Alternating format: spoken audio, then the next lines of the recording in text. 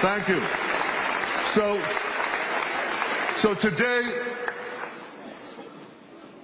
I want to ask you, you remember that great Clint Eastwood movie, The Good, the Bad, and the Ugly? Well, I want to talk about the good, the bad, and the beautiful. The good are all the good things that we are doing in Israel that are helping make the world a better place. The bad are all the bad things that malevolent forces are trying to do to Israel and to the world, and specifically, I'm talking about Iran. And the beautiful, well, that I'll leave to the last. So first, the good news. Israel has never been stronger militarily. Tremendously strong.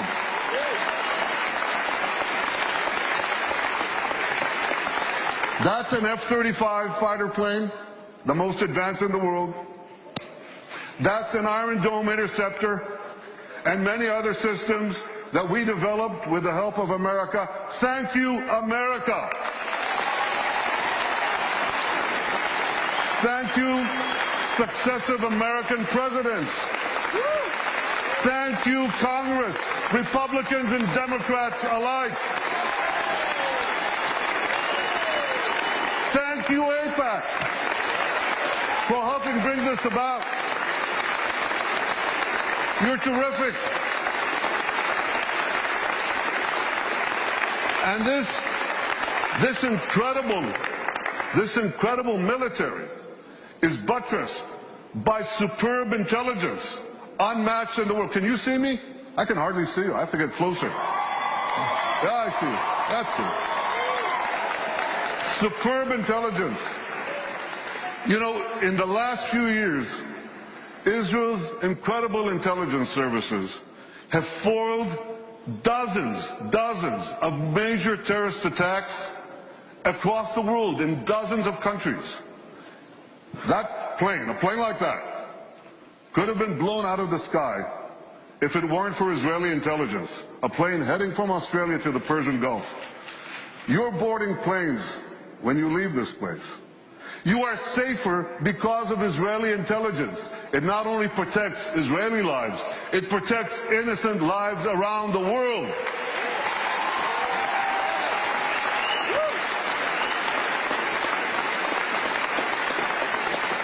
And we're able to do all this because of the extraordinary soldiers of the Israel Defense Forces, men and women.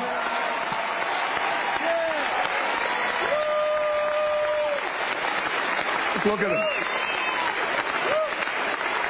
them. Men and women, black and white, religious and secular, gay and straight, Jews, Muslims, Christians, Druze, Circassians. They come from different backgrounds, but they're united with a common mission to protect the state of Israel. They keep us safe. They make us proud.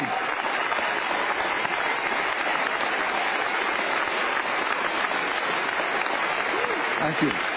Now I know there are quite a few veterans of the Israeli army here, so I want you to stand up. I want you to be recognized. Stand up. Stand up.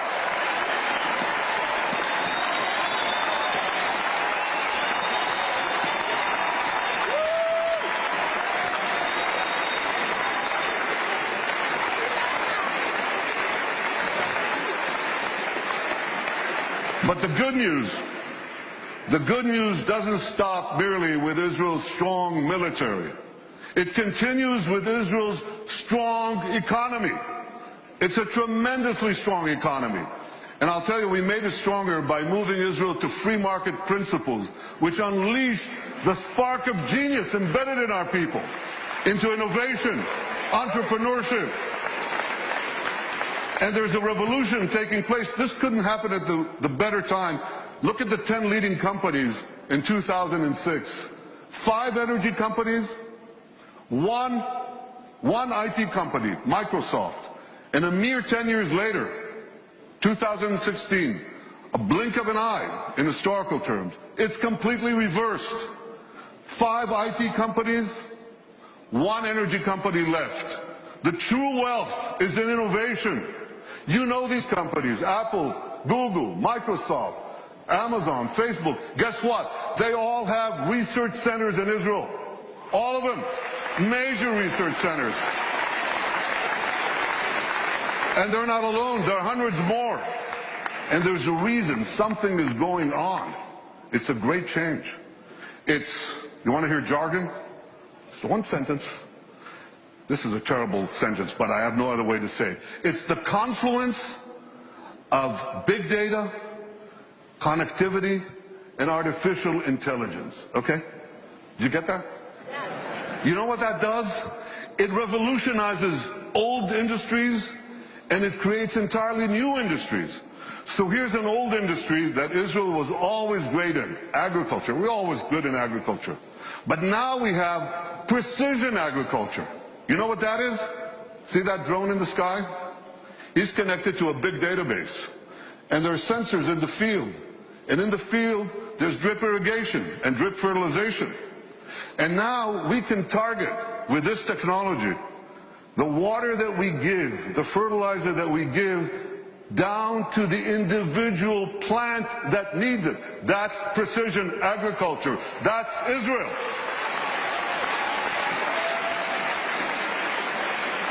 Unbelievable. You know, we were always good in water. I want you to see how good we are. So we recycle almost 90% of our wastewater.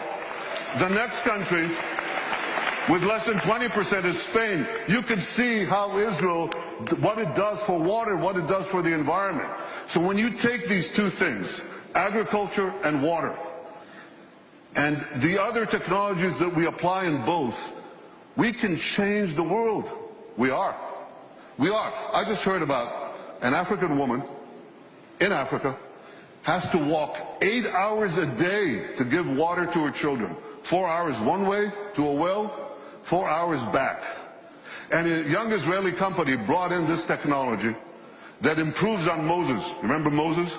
He brought water from Iraq. They bring water from thin air. They bring water to Africa, to millions of people in Africa. Israeli technology. And I was just recently in India. That's my friend, Prime Minister Narendra Modi. Great friend. I'm showing him cherry tomatoes. This is in Gujarat, India. This is Israeli technology. And what I heard there was fantastic. Farmers came from the region. There's an experimental farm there and a place where Israel gives technology know-how to Indian farmers. 65% of India's population are farmers. And one farmer after the other gets up and says, because of Israeli technology, I've increased my crop yields and my income 3 times, 4 times, 5 times. Israel is changing the world in India, in Asia, in Africa, in Latin America, everywhere. These are the old industries. Now they're new industries. Israel is literally, how can I say this? Israel is literally driving the world. I'm talking about autonomous vehicles. Israel is a world leader in autonomous vehicles. 500 tech companies that sprang out almost instantaneously. And one of them, Mobileye, up there on the left, was just sold to Intel for the paltry sum of $15 billion.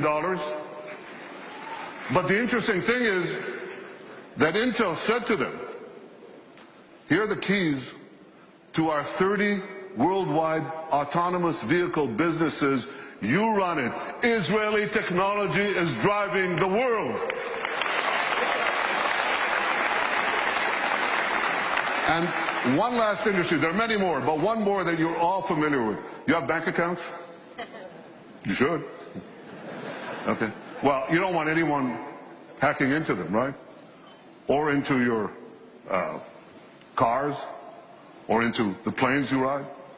You need cyber security. Everybody needs cyber. Israel has become a world leader in cyber security. Look at how much they invest in the hundreds of Israeli startup companies, tremendous companies. But here's another factor that you should know. Israel's population is how much? Who knows? Class? 8 million. It's closer to 9, but it's about between 8 and 9 million, that's correct. And what percentage of that is of the world's population? Oh, come on. It's 1/10 of 1%. So what percentage do we get of the world global investment in cybersecurity, in private investment in cybersecurity? We're 1/10 of 1% of the world's population, and we get a whopping 20% of global private investment in cyber. We're punching 200 times above our weight. Not 2 times, not 10 times, not 100 times, 200 times above our weight. That's one heck of a punch. Very strong. Now here's how the dots connect. Because we have this tremendous capacity for security and intelligence, and because we have this tremendous capacity for civilian technology, for making the lives of people richer, safer, more productive, many countries are coming to Israel because they want to share with us these benefits. And that creates the third great change, which is the flourishing of Israel's diplomatic relations around the world.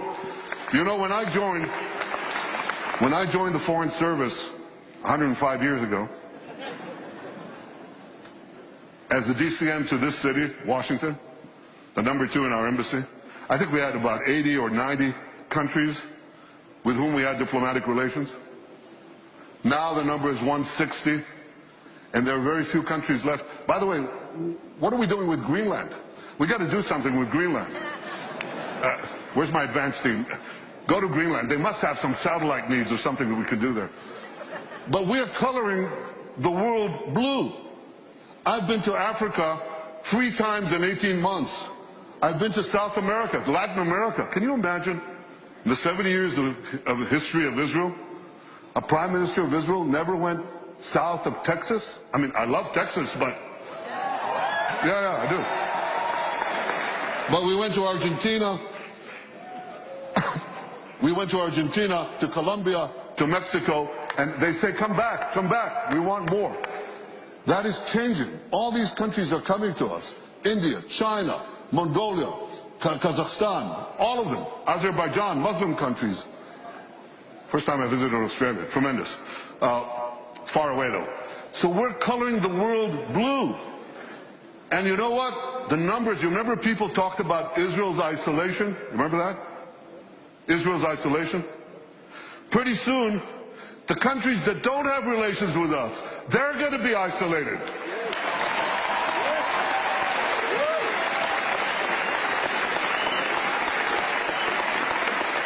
There are those who talk about boycotting Israel. We'll boycott them.